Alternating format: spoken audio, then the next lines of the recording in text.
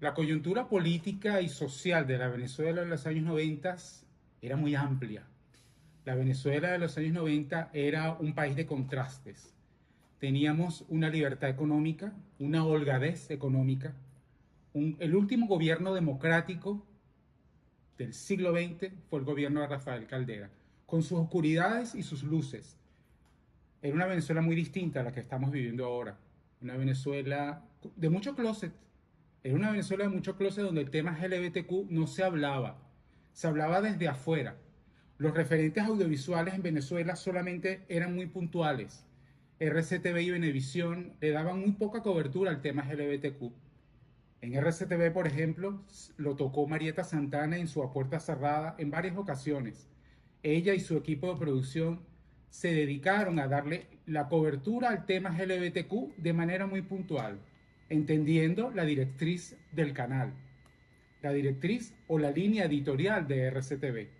No obstante, hubieron programas muy homofóbicos que nos dieron una de las peores etiquetas. La etiqueta sexual, la etiqueta de la disconformidad social. Era un panorama muy contrastante. Recuerdo RCTV en una oportunidad en El Observador Venezolano en su noticiero estelar de todas las noches a las 10 de la noche, hicieron un en vivo con la Guardia Nacional allanando el Pullman. Yo prendo el televisor a las 10 de la noche y veo eso en vivo, me causó un gran dolor y un gran miedo. Eso en referencia a los medios de comunicación. Venevisión también hizo lo propio, con programas muy homofóbicos llevados por Marta Rodríguez Miranda. Sin embargo, Venevisión tenía en las mañanas el programa del show de Cristina, era un programa de Miami que tocó muchas veces el tema homosexual. Eran las pocas veces en que Venevisión se ocupaba en hablar del tema LGBTQ, claro, desde afuera, desde un programa que era exportado, un programa que no era local, pero sin embargo hacía lo propio para darle visibilidad al colectivo. Por supuesto, el gobierno de Rafael Caldera, con sus allanamientos a los locales, nos hizo la vida de cuadritos. No obstante, también era una Venezuela en la que una persona con medio tiempo, como era mi caso, una persona con un sueldo de medio tiempo, podía tener una holgura económica de pagar sus estudios, de poder ir a los locales gays, de tener una vida social activa a mis veintitantos años. Eso es un punto a favor de esa Venezuela de los noventas. Y lo peor, bueno, el closet que nos arropaba a todos. La poca información y la etiqueta de ser unos marginados dentro de la sociedad. Me uno al movimiento ambiente de Venezuela por la gran necesidad que yo tenía de entenderme y entender. Si bien era un gay asumido ya a mis 24 años, afortunadamente no tuve problemas de aceptación. Siempre era para mí prioritario entender el mundo en que me estaba moviendo. Ya había iniciado mi vida sexual, pero yo quería ir más allá. Además, yo quería amigos que me dieran otro tipo de vivencia. Ya no quería amigos de discoteca, yo no quería amigos circunstanciales, quería relacionarme con un grupo que me diera la oportunidad de poder intercambiar puntos de vista. El movimiento ambiente de Venezuela fue ese lugar. Yo llego al movimiento ambiente de Venezuela de una manera causal. Una noche, escuchando radio, un programa que se llamaba La Hora del Gato, que llevaba un locutor que se llama Guillermo Tell, un programa que era los viernes de 10 a 12 de la noche.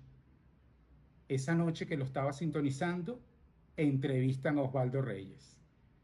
Ese día conozco a Osvaldo y quedo prendado de la idea de incluirme en un movimiento que aceptase a la comunidad homosexual y que pudiese ser una punta de lanza para lo que él en ese momento necesitaba el país y para nosotros como vía personal poder entender en qué mundo nos estábamos viviendo. Llego al Movimiento Ambiente de Venezuela posterior a esa emisión en la radio, tomo nota del número telefónico, lo contacto y me hago presente un jueves en la tarde. Las reuniones del Movimiento Ambiente de Venezuela se daban los jueves de 6 a 8 de la noche. Muchas veces las reuniones se extendían y sin embargo no era problemático, porque la Venezuela de ese momento nos permitía tener una holgura de poder de tener movilidad en la noche. Otro punto distinto de la Venezuela de ese momento a la que pudiéramos vivir ahora. El movimiento ambiente de Venezuela fue ese lugar que me acoge y me hace entender muchas cosas de la comunidad homosexual. Desde el punto de vista psicológico, allí pasaron médicos, pasaron psicólogos, pasó gente de de las diferentes letras que nos conforman, gente trans, lesbianas, bisexuales, homosexuales de closet y homosexuales confesos. Eso me permitió ver el crisol de colores que tenemos en nuestra comunidad. Me enseñó a entender que la persona trans no era la persona que ella, que la sociedad me señalaba que estaba en la Avenida Libertador. Me enseñó a entender que la persona trans era la persona que podía tener un trabajo digno, asumir su sexualidad sin mayores problemas. Entender la transexualidad como un fenómeno natural. La persona que no se tiene a gusto en el cuerpo en que nació. Ese fue un gran avance para mí. Entender la transexualidad fue un punto a favor. Un punto que en ningún otro lugar ni en ningún libro iba a poder entender, sino cara a cara con cualquiera de estas personas. El movimiento ambiente de Venezuela fue, sin yo entenderlo en ese momento, una manera de hacer activismo. Cuando llegas al activismo no te lo propones, simplemente ella te escoge a ti. Es el activismo el que escoge a cada uno de sus integrantes, no al revés. El movimiento ambiente de Venezuela fue para mí la oportunidad de socializar y ver otra óptica del mundo homosexual, entenderlo como un fenómeno personal, como un fenómeno que había que entenderlo en toda su capacidad social y hacerlo como parte de los derechos que cada persona tiene. Tres momentos bisagras imprescindibles en la trayectoria que yo pude vivir y la Venezuela de ese momento fueron cruciales. Los años 90, 1994 con el movimiento ambiente de Venezuela. Los años 2000, nuevo milenio, 2001, la plena visibilización del movimiento homosexual en Venezuela con la primera marcha que se da el 1 de julio de ese año 2001. 2018, la nueva generación de activistas, la generación centennial que hoy día toma la batuta de lo que nosotros tuvimos en el pasado. La revista Igual Género, por ejemplo, fue el primer esfuerzo editorial que hubo en ese momento.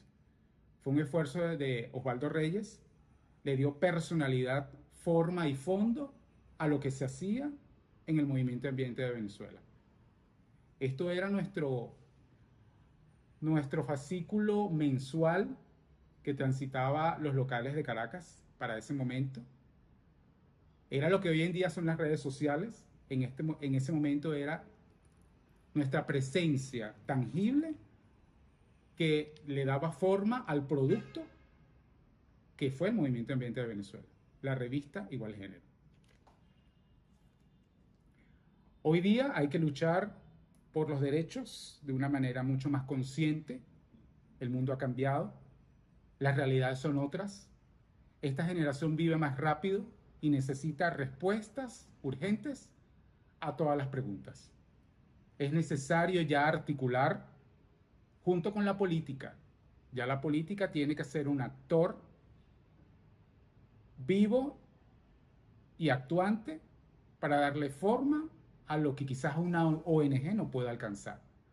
Hoy día la política debe ser una herramienta que esté a favor de sus ciudadanos. Gobernar es educar y parte de la gran responsabilidad de un gobierno es atender y entender a parte de su población, que es la LGBTQ. El movimiento ambiente de Venezuela tuvo logros desde el punto de vista personal y grupal. Nos dio visibilidad, nos dio tribuna, le dio personalidad al movimiento gay que para ese momento ya no existía. A partir de ese momento ya el tema gay estaba en la palestra. Teníamos voz y forma. Gracias a Dios, el movimiento ambiente de Venezuela tuvo foros, tuvo presencia en medios, tuvo presencia en eventos, tuvo visibilidad. Y eso hay que agradecérselo al movimiento ambiente de Venezuela. Desde el punto de vista más íntimo, Osvaldo Reyes fue el primer candidato que se postula a la Asamblea Nacional, para ese momento la constituyente. Le da participación al tema del derecho del matrimonio. Ya sabemos que eso no se cristalizó, pero fue quien le pone el tema en la palestra. El movimiento ambiente de Venezuela forma parte de la historia de todos los que participamos y del recuerdo de la historia LGBTQ en el país. El momento actual nos exige estar a tono con los tiempos. La realidad actual es distinta a lo que vivimos en el pasado. Esta generación vive más rápido. Esta generación demanda respuestas y respuestas inmediatas. Son muchos los temas que estamos hoy en día en boga que no vivíamos en el momento. Por ejemplo, el lenguaje inclusivo. Era imposible abordar el lenguaje inclusivo en el pasado. Hoy día es una realidad. La inclusión como tal es una realidad. El mundo está viviendo mucho más rápido. Las redes sociales, la mediatización. Es decir, tenemos que subirnos a este tren los que venimos de generaciones pasadas.